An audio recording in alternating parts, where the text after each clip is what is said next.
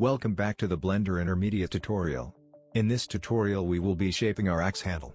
Let's scale it down on the Y to create more of an oval cylinder.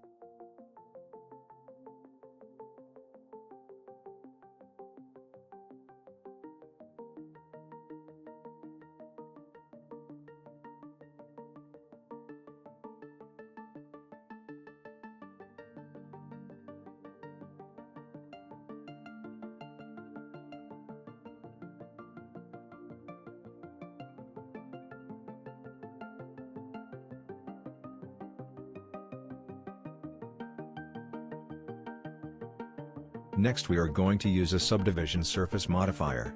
This will split the faces of the mesh to give the mesh a smoother appearance.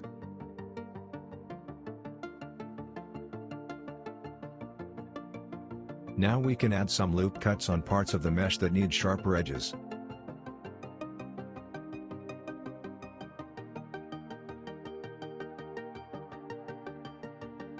Thank you for watching.